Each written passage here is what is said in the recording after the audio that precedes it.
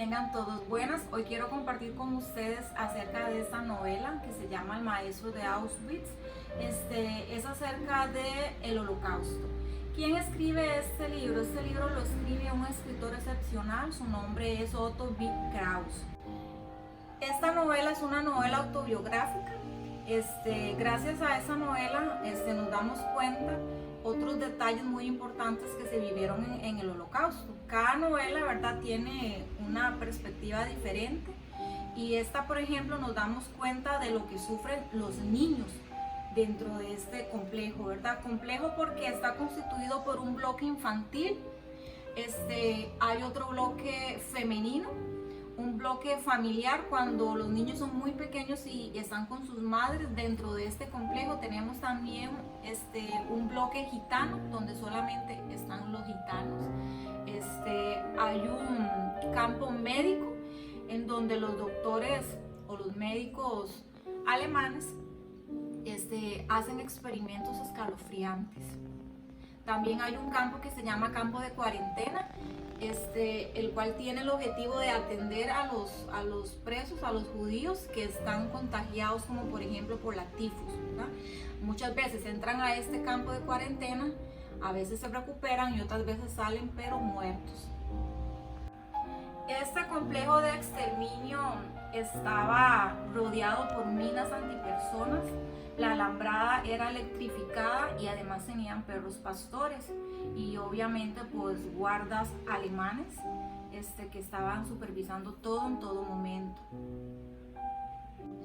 Algunas de las humillaciones que menciona este libro que sufrieron los judíos es que cuando ellos entraban a este complejo de exterminio, eran desvestidos, eran rapados, y que cuando ellos ingresaban a este lugar, era tanta la vergüenza, ¿verdad?, la humillación, que inclusive ellas, las mujeres, ¿verdad?, hablando de las mujeres, en vez de con sus manos cubrirse sus partes privadas, sus partes íntimas, decidían cubrirse su cabeza rapada.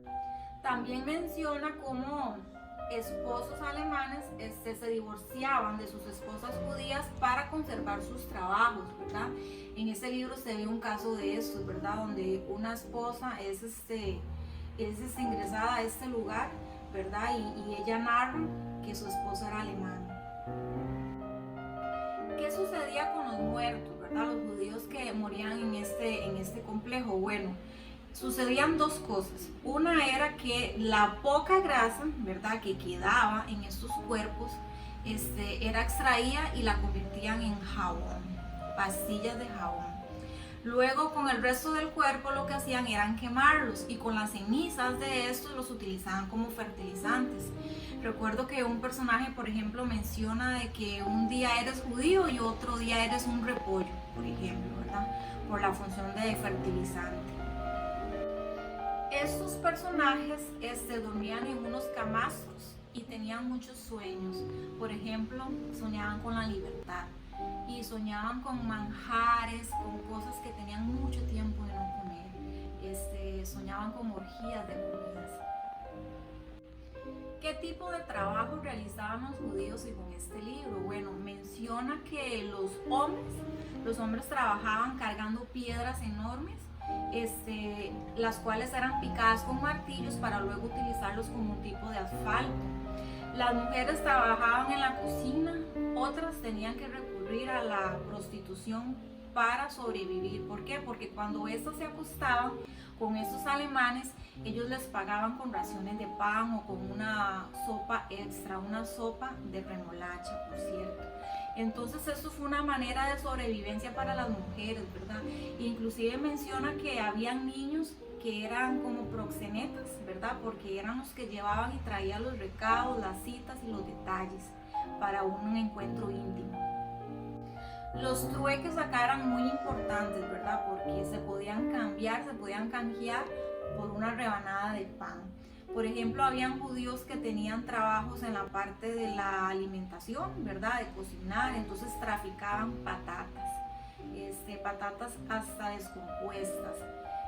Cuando moría un judío, entonces los demás caían sobre ese muerto por la ropa, por los botones que tenía la ropa, y esos eran vendidos o eran cambiados por alimentación. Los judíos llevaban atados a su vestuario una cuchara en un ojal, y el plato hondo, ¿verdad?, donde servían la sopa, lo llevaban atado al cinturón. Entonces, cuando caía un judío muerto, lo primero que le quitaban era su plato, que le decían cuenca en este libro, y la cuchara. Inclusive algunas cucharas, ¿verdad?, eran afiladas de tal manera que servían como un instrumento de defensa. ¿Por qué?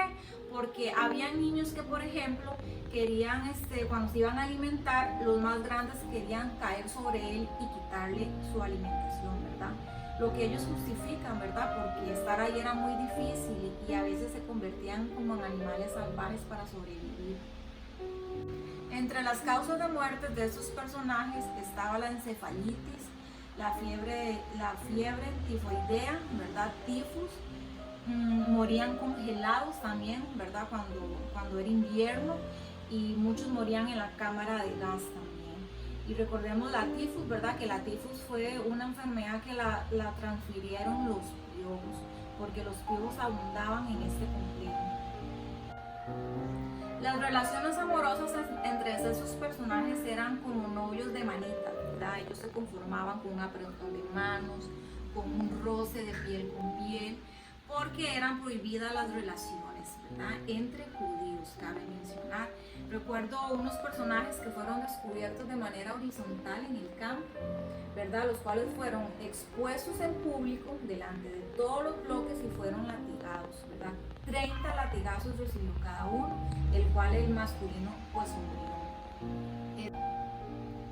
Esos personajes, con solo haber tenido 3 meses de estar en este complejo, ya físicamente su aspecto era diferente.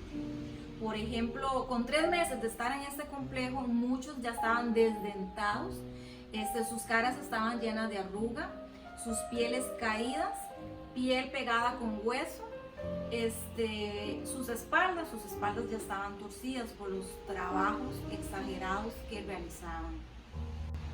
¿Y qué decir de los niños? Los niños aparentaban una edad inferior a la que en realidad tenían por la misma desnutrición. Acá hay un personaje que vale mencionarlo, es un personaje histórico de apellido Mengele. Este personaje es un médico de uno de los más reconocidos que hubo alemanes, donde hacía atrocidades, ¿verdad?, con los judíos. Tomaba a los judíos como conejillos de India para experimentar. Por ejemplo, acá menciona sobre unos que entraron a este campo, eran unos enanos, era una familia de enanos, y él empezó a experimentar con ellos. De hecho, solo lo vieron como 2 veces y luego desaparecieron de este complejo.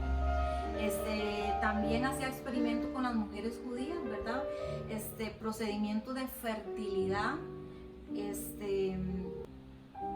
Por ejemplo, menciona que a él interesaba saber cuánto podía sobrevivir un hombre desangrado, ¿verdad? Experimentos como esto. Él intentaba cambiar el color de los ojos de los judíos, medía las cabezas de los que entraban, los rastreaba genealógicamente hablando, ¿verdad? Porque a veces los que entraban, él descubría que había hasta 3 generaciones. Entonces esto para él era algo fabuloso para sus experimentos. La mayoría de los personajes que vemos en este libro, ¿verdad?, ellos dudaban de Dios, de su existencia. Y quiero leer para ustedes esta frase que dice así.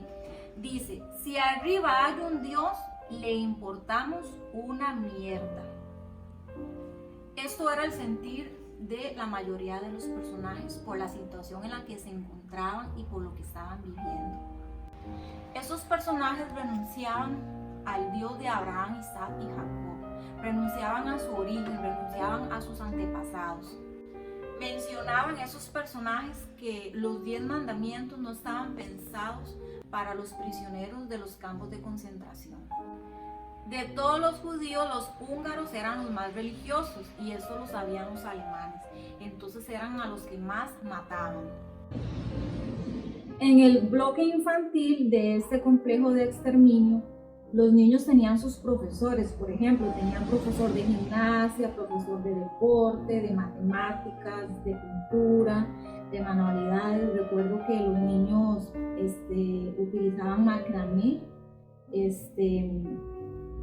tenían clases de teatro también, donde ellos mismos con ayuda de sus maestros, ¿verdad? Los niños componían, escribían teatro, ¿verdad? Se convertían en dramaturgos. Los niños, ¿verdad?, participaban gracias a sus maestros en concursos de poesía, de dibujo, los cuales eran expuestos en este mismo bloque, y así se motivaban ellos a seguir haciendo este tipo de tareas. Ellos también jugaban como otros niños, ¿verdad? Ellos practicaban juegos tradicionales, por ejemplo, jugaban fútbol con una bola de trapo. Las niñas tenían unas muñecas de trapo, ¿verdad? No como en las condiciones óptimas, pero ahí estaba la imaginación haciendo de las suyas. También jugaban a las canicas y hacían como torneos. Recuerdo también que esos maestros tan especiales, ellos recordaban algún libro que tal vez en su pasado leyeron y eran transferidos a sus niños. Por ejemplo, acá menciona esta obra magnífica de Robinson Crusoe, en la cual no solo la estudiaron, sino la representaron por medio de un teatro. En sus clases de dibujo, por ejemplo, los maestros les enseñaban a los niños cómo eran esos animales que no conocían. Pero ¿qué animales no conocían? La vaca, el gallo y muchos más. Había unas clases que eran prohibidas impartir, ¿verdad?, de parte de sus maestros, como por ejemplo eran la historia, la geografía y la política, ¿verdad? Ellos por ahí tenían un mapa clandestino, pero ponían un niño a vigilar la entrada de este bloque para que no lo descubrieran los alemanes estudiando este mapa.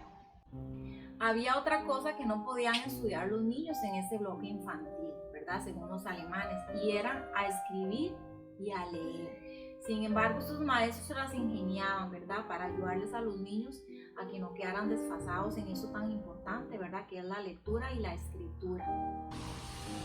Acá, en este bloque, las clases de música, las clases de canto eran súper importantes, porque cuando ellos cantaban, por ejemplo, cantaban el himno de la alegría de Beethoven, ellos eran transportados, ellos no se encontraban en ese lugar, ellos estaban en un lugar bonito, diferente en el que se encontraban. Entonces estas clases de canto era algo maravilloso porque los hacía soñar. Y en este lugar cabe mencionar que no habían pájaros, ¿verdad? Yo mencioné anteriormente que la alambrada era electrificada, ¿verdad? Pájaro que se posaba ahí era exterminado. Entonces decía la profesora de canto, decía, no hay pájaros que canten, alguien debe de cantar, en este caso que eran los niños. También, ¿verdad? Los maestros junto con los estudiantes elaboraban unos teatros, unos títeres, pero preciosos, ¿verdad?, como ellos podían. ¿Y qué hacían por medio del teatro? Reírse de los problemas, de los miedos que los acongojaban a ellos, ¿verdad? Recuerdo una parte donde hacen un teatro referente a los piojos, ¿verdad? Acá muchos murieron por las enfermedades que transfirieron los piojos, pero se burlaban de eso en el teatro, ¿verdad? Entonces acá vemos cómo los maestros creaban un mundo de fantasía para estos niños. El arte acá salvó vidas. En este bloque infantil habían normas como en cualquier otro lado. Por ejemplo, ellos tenían prohibido hablar de la chimenea, ¿verdad?, que era donde salía aquel humo maloliente de cuando quemaban a los judíos. Tenían prohibido hablar de todo lo que le temían, ¿verdad? Tenían prohibido a decir palabrotas, como hoy en día, ¿verdad? Tenían rutinas de limpieza, ¿verdad? Por ejemplo, por las mañanas tenían que levantarse de cierta forma, desvestirse en conjunto, ¿verdad? Al principio ellos se burlaban de otras personas desnudas, pero luego se llegaron a acostumbrar. Dice el libro que se bañaban con un hilo de agua y una agua sucia y maloliente. Recuerdo que mencionaba un personaje de que ellos sobrevivían con 450 calorías diarias y que un médico, ¿verdad?, de acá mencionaban que cómo podían estar vivos Según los libros de investigación, alguien con ese tipo de calorías diarias debe estar muerto, pero ellos seguían vivos, ¿verdad? Las investigaciones arrojan de que una persona para sobrevivir debe consumir al menos de 1800 a 2000 calorías diarias. ¿Cómo se explica que sobrevivan con 450 diarias en este lugar? Entonces, por datos como esto, habían judíos que sí todavía creían en Dios, ¿verdad? Porque esto solamente puede ser un milagro. Si nosotros tuviéramos que guardar 1 minuto de silencio por cada muerte en el Holocausto, tendríamos que guardar 11.4 años de silencio.